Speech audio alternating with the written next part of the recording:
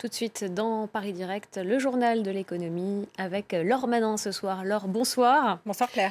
On va reparler du Brexit avec vous. Brexit ou pas Brexit, hein, on ne sait toujours pas ce qui se passera le 31 octobre, mais les entreprises françaises s'inquiètent pour leur avenir. En tout cas, l'Union européenne s'est dit favorable à un report. Ouais, on verra ce qu'il en est. En tout cas, ça continue de feuilletonner. Mais les entreprises qui partagent leur activité entre la France et le Royaume-Uni ne savent toujours pas à quoi s'attendre concrètement. Elles tentent de s'adapter un peu à l'aveuglette, mais avec l'aide de Paris. Les précisions de Natacha Milray et nos confrères de France 3. Pour ce créateur français de bijoux, la Grande-Bretagne représente un tiers de son chiffre d'affaires. Avec 25 salariés à Londres et 11 à Paris, cette entreprise a un pied de chaque côté de la Manche. Le Brexit la préoccupe au quotidien. Ces boîtes, elles viennent d'un fournisseur anglais. Elles sont toutes importées en France depuis l'Angleterre. Donc aujourd'hui, c'est très simple. Si on a un hard Brexit dans 10 jours, il est certain qu'il y aura non seulement des délais, mais ça, à la rigueur, on peut s'organiser au niveau logistique pour que ça ne pose pas de problème. Mais il y aura surtout des droits de douane qu'on n'a pas aujourd'hui. Face au Brexit, ce patron s'estime prêt, même s'il n'a pas été spécialement accompagné. En cas de sortie sans accord, il pense rapatrier sa production londonienne à Paris. Objectif, éviter de payer des droits de douane sur les marchandises à destination de ses autres clients de l'Union européenne. Accord ou pas accord, 43% des entreprises françaises sont concernées par le Brexit. Parmi elles, seuls 35% se disent prêtes. Depuis 2 mois, des réunions spéciales Brexit comme celle-ci se multiplient à destination des chefs d'entreprise. Quand on voit la complexité de ce qui va se passer, il y a beaucoup d'entreprises malheureusement qui vont souffrir. À l'heure actuelle, seuls 11% des entreprises françaises s'estiment informées.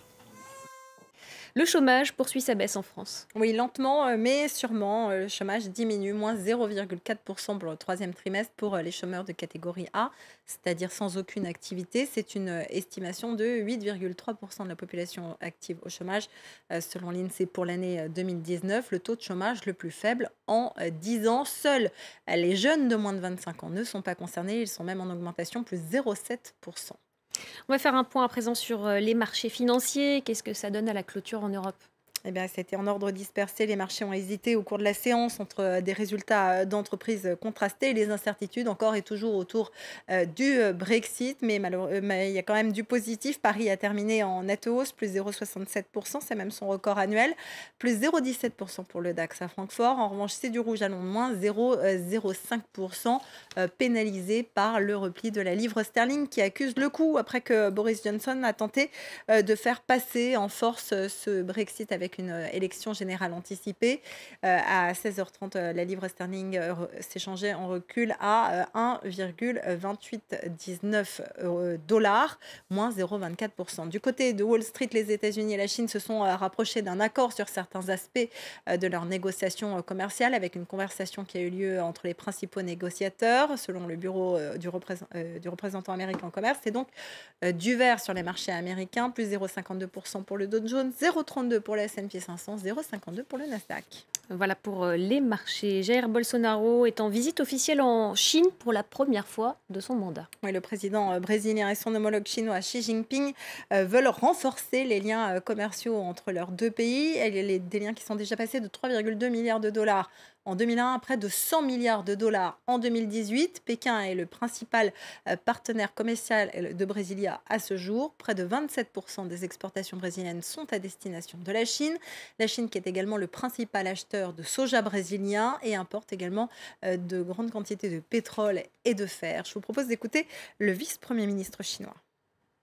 La Chine aimerait travailler avec le Brésil pour renforcer la communication et la coordination, approfondir la coopération dans le cadre du BRICS et du G20 et promouvoir activement la coopération entre la Chine et l'Amérique latine.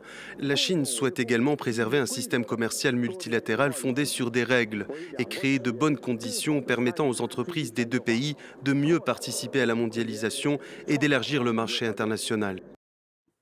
Du côté des entreprises, à présent, les bénéfices trimestriels d'Amazon reculent. Oui, c'est la première fois que ça se passe en 2 ans, moins 26% par rapport au 3e trimestre 2018. La raison, eh bien, ce sont les investissements massifs que doit faire l'entreprise de Jeff Bezos pour assurer les livraisons en moins de 24 heures. C'est un défi que s'était lancé le milliardaire américain. C'est même un pari qu'il a fait il y a plusieurs années. Il veut d'ailleurs offrir les frais de livraison pour tous les clients qui payent une somme forfaitaire annuelle. Et puis, 2 autres tendances inquiètent les actionnaires. Amazon est moins optimiste que prévu, notamment pour le 4e trimestre, qui est pourtant la période des fêtes. Et puis, la croissance folle du chiffre d'affaires d'AWS, la filiale d'Amazon sur les services informatiques sur le cloud, ralentit également. On va finir avec une transaction d'un montant exceptionnel, 970 000 $ pour une place de parking. Oui, on a frôlé le million de dollars pour une place pour garer sa voiture, et ce, à Hong Kong. C'est un chiffre qui donne le vertige. C'est 30 fois le salaire moyen annuel de l'archipel. Il faut dire que cette place de parking n'est pas n'importe laquelle. Elle est située dans le bâtiment, un bâtiment qui avait lui-même fait l'objet d'une transaction record à plus de 4,5 milliards d'euros il y a 2 ans, devenant l'immeuble de bureau le plus cher du monde. Il s'appelle The Center. Mais qu'on se rassure, c'est une transaction exceptionnelle, car en 2018, la place de parking moyenne s'échangeait pour seulement, entre guillemets, 290 000 $ Seulement. Merci beaucoup, Laure Manin. C'était le journal de l'économie.